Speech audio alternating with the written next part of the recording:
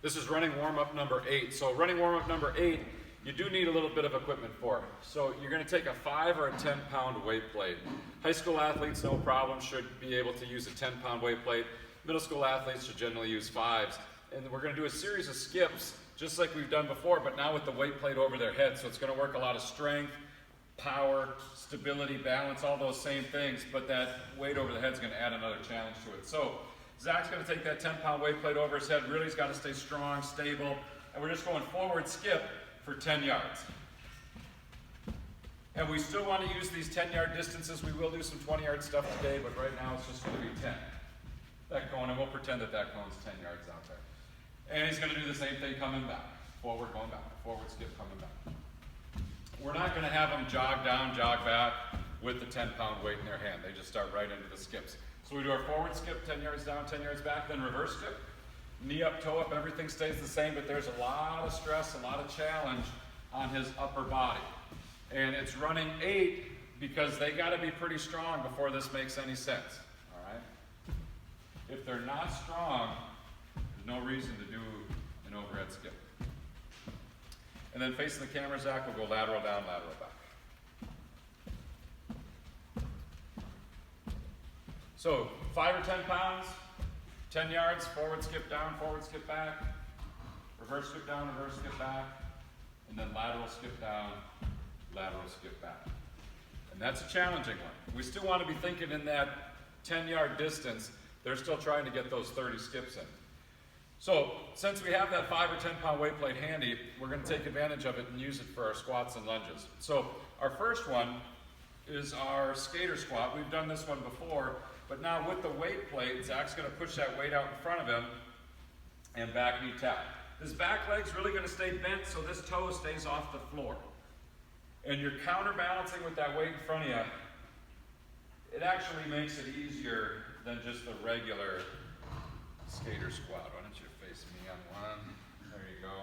And we would do 10 on each leg on this. 6 to 8 to 10 on each leg will work. Show us a couple on that other leg, and then we'll be good. Right, really reach that weight out in front of you. Sometimes the athletes want to keep it too close. That makes it harder. Really let that work as a counterbalance. So, skater squat with the 10-pound weight plate. We'll do 6 to 8 each leg. Then we're going to go lateral lunge. Same deal. Lateral lunge with the weight plate is going to be easier. That weight acts as a counterbalance, which allows you to sit your hips back, and they should really, really, really sink in low on this one. Same deal, 6 to 8 to 10 one direction, and then 6 to 8 to 10 the other direction. Both feet stay flat, trail leg stays locked, upper body stays tall, but you got to demand on this one that they get down low, because that weight's actually helping them out. It does not make it harder. Zach will set that weight down off to the side, make sure the athletes get it out of the way so they're not standing on it, and then we just have the old standby, 2 seconds down, 2 seconds up, 10 repetitions. We won't let Zach do them all, he'll do a couple.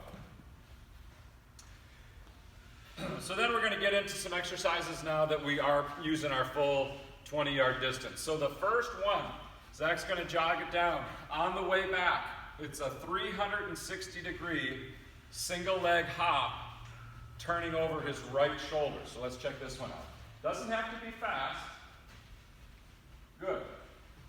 And he's working balance, strength, stability, but now by making that rotation, where you're adding a whole new level of complexity to it. Now he's going to go left leg, turning over right shoulder. There you go. And he's coming backwards with it.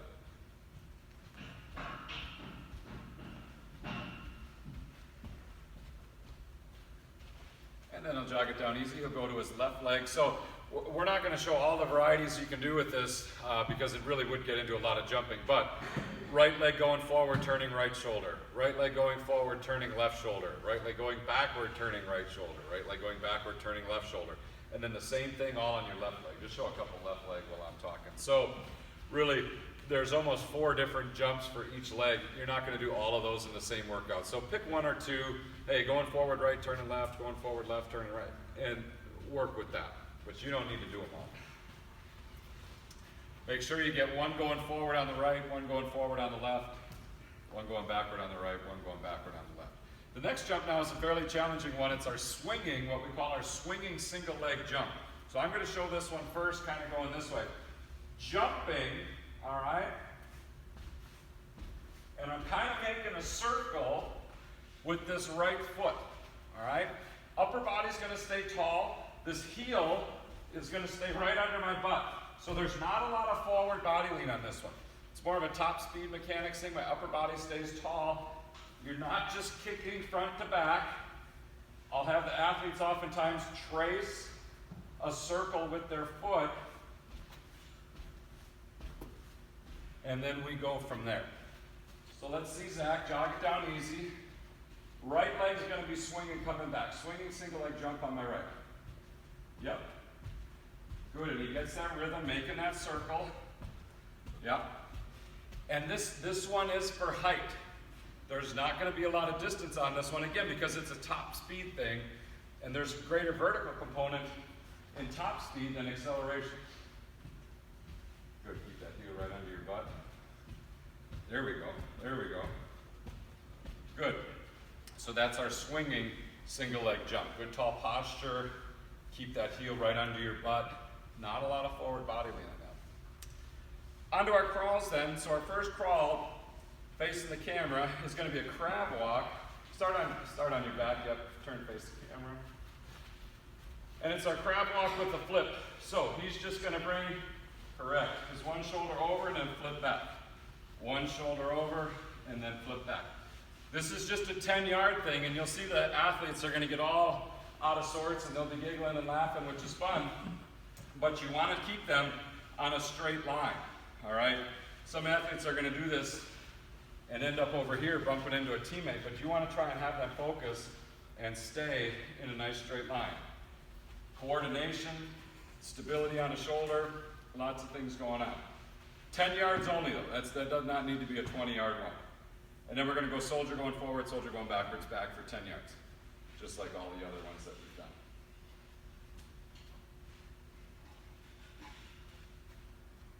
Yep. And then by the end, the last three movements of running 8, they should have a well-rounded movement set of skills for them. So you can kind of pick any kind of bound you want. We're going to show you a lateral bound today, but they can do a forward bound, they can do a skip for height, skip for distance. You can kind of be in control of that. But Zach's going to jog it down 20 yards. Give me a diagonal bound, lateral bound, consecutive coming back. Boom, boom, good. Knee up, toe up. He's really showing that he can get to the side. That's a real nice job. Let's do that one more time. Jog it down easy. Lateral bound, coming back. Boom, boom, good, good, good. Yeah, you want that hang time. Look at that nice knee up, toe up, which we should have learned. Again, through more of those swinging single leg jumps. Jog it down, 75% coming back.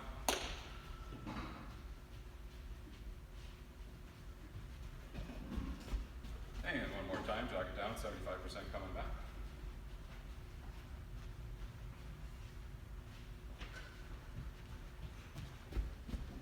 And then jog it down easy, sprint it back hard, just like everything else.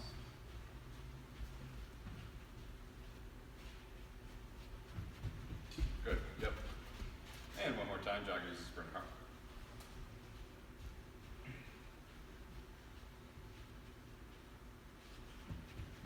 Good. And that is running warm-up number 8.